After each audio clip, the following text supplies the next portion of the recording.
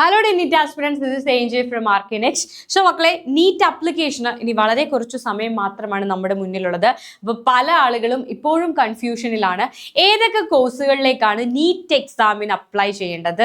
അപ്പോൾ നമുക്കറിയാവുന്നതും ചിലപ്പോൾ അതിനപ്പുറവും കുറേ അധികം കാര്യങ്ങളുണ്ട്, ഒക്കെ നമ്മൾ ഡീറ്റെയിൽഡ് ആയിട്ട് ഡിസ്കസ് ചെയ്യാണ്. നഴ്സിംഗിന് അപ്ലൈ ചെയ്യണമെങ്കിൽ, മിലിറ്ററി നഴ്സിംഗിന് പോകണമെങ്കിൽ നീറ്റ് എക്സാം എഴുതണോ, നീറ്റ് സ്കോർ ആവശ്യമുണ്ടോ, ഇങ്ങനെ ചോദിക്കുന്ന പല കുട്ടികളുണ്ട്. അപ്പോൾ നീറ്റിന് അണ്ടറിൽ വരുന്ന വിവിധ കോഴ്സുകളെ കുറിച്ച് നമുക്കൊന്ന് ഡീറ്റെയിൽഡ് ആയിട്ട് നോക്കാം.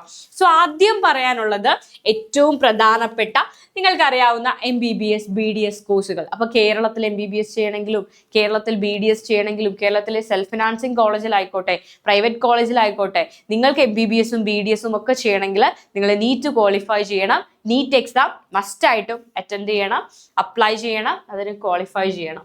Yes, BDS, MBBS. അതേപോലെ സിദ്ധ, യുനാനി, ആയുർവേദ, ഹോമിയോപ്പതി തുടങ്ങി നിരവധി കോഴ്സുകളുണ്ട്. ആയുർവേദ ഡോക്ടർ ആകാൻ ആഗ്രഹിക്കുന്നവർ, സിദ്ധയിലും യുനാനിയിലും ഒക്കെ ബാച്ചുലർ ഡിഗ്രി ആഗ്രഹിക്കുന്ന കുട്ടികൾ തീർച്ചയായും ഇതിന് അപ്ലൈ ചെയ്യണം. അതേപോലെ വെറ്റിനറി സയൻസ് ഇതിന് അണ്ടറിൽ വരുന്നതാണ്. ബാച്ചുലർ ഓഫ് വെറ്റിനറി സയൻസ് BVSCയുടെ കോഴ്സ് കേരളത്തിൽ 2 കോളേജുകളാണുള്ളത്.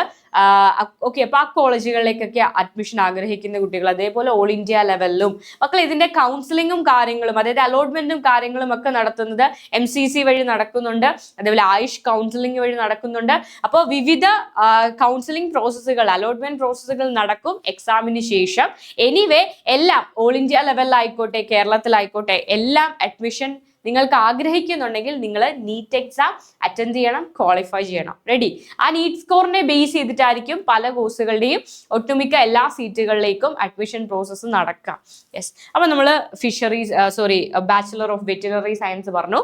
സോ BSc ഫോറസ്ട്രി, ഓക്കെ, നീറ്റിന്റെ അണ്ടറിൽ വരുന്ന ഒരു കോഴ്സാണ് BSc forestry. BSc honours climate change and എൻവയോൺമെന്റൽ സയൻസ്, BSc ബയോടെക്നോളജി ഉണ്ട്, BSc honours corporation and banking ഉണ്ട്, BSc ഓണേഴ്സ് അഗ്രികൾച്ചർ ഉണ്ട്. ഇതൊക്കെ നീറ്റിന്റെ അണ്ടറിൽ വരുന്ന കോഴ്സുകളാണ്. നീറ്റ് സ്കോർ ഉപയോഗിച്ച് നമുക്ക് ഈ പല കോഴ്സുകളിലേക്കും അഡ്മിഷൻ സാധ്യമാണ്. യെസ്, അതേപോലെ എയിംസ് കോളേജുകളിൽ MBBS ചെയ്യാൻ ആഗ്രഹിക്കുന്ന കുട്ടികളുണ്ടായിരിക്കും, നഴ്സിംഗ് പഠിക്കാൻ ആഗ്രഹിക്കുന്നവരുണ്ടായിരിക്കും. അപ്പോൾ പല എയിംസ് കോളേജുകളിലേക്കും MBBS സീറ്റുകളിലേക്ക് എല്ലായിടത്തേക്കും MBBS സീറ്റുകളിലേക്ക് അഡ്മിഷൻ നടക്കുന്നത് നീറ്റ് വഴിയാണ്. അതുപോലെ നഴ്സിംഗിന്റെ കാര്യം പറയാനാണെങ്കിൽ ഇപ്പോൾ എയിംസ് ഡൽഹിയൊക്കെ സെപ്പറേറ്റ് ആയിട്ട് നഴ്സിംഗിന് വേണ്ടി വേറെ എൻട്രൻസ് എക്സാമിനേഷൻ കണ്ടക്ട് ചെയ്യുന്നുണ്ട് ജൂൺ മാസത്തിൽ.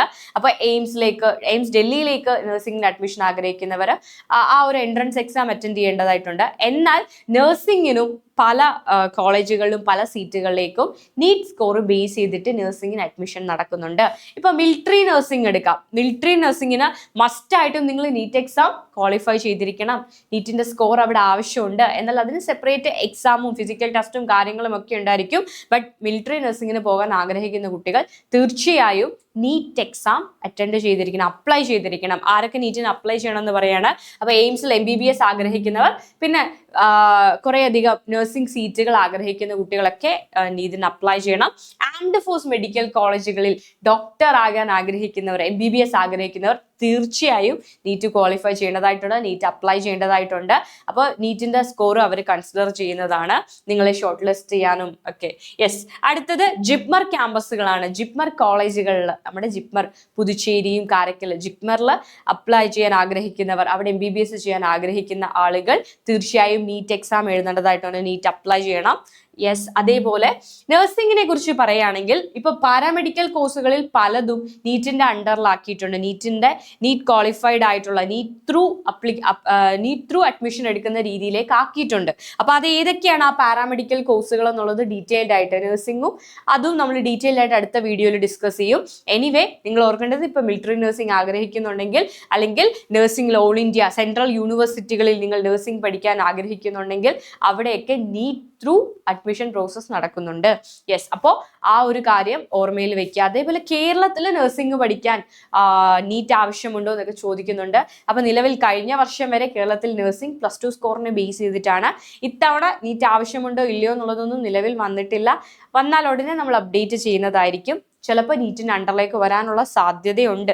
അപ്പൊ നീറ്റിന്റെ ആപ്ലിക്കേഷൻ ഉടനെ ഉണ്ടാവും കുഞ്ഞുങ്ങളെ. അപ്പൊ മസ്റ്റ് ആയിട്ടും നീറ്റ് അപ്ലൈ ചെയ്യുക. കീമിന് നിങ്ങൾ രജിസ്റ്റർ ചെയ്തിട്ടുണ്ടായിരിക്കും. എന്നാൽ കൂടെ നീറ്റ് എക്സാം ആണ് നമ്മൾ എഴുതേണ്ടത്. MBBS-നും BDS-നും ഒക്കെ പോകാൻ ആഗ്രഹിക്കുന്നവർ നീറ്റ് എക്സാം ആണ് എഴുതി ക്വാളിഫൈ ചെയ്യേണ്ടത്. ആ നീറ്റ് സ്കോറിനെ ബേസ് ചെയ്തിട്ടായിരിക്കും അലോട്ട്മെന്റ് പ്രോസസ്സുകൾ നടക്കുക. അപ്പൊ തീർച്ചയായും നീറ്റിന് അപ്ലൈ ചെയ്യുക. ഫർദർ ഡീറ്റെയിൽസുമായിട്ട് ഇനി വരുന്ന വീഡിയോസിലൂടെ നമുക്ക് വീണ്ടും മീറ്റ് ചെയ്യാം. ബൈ.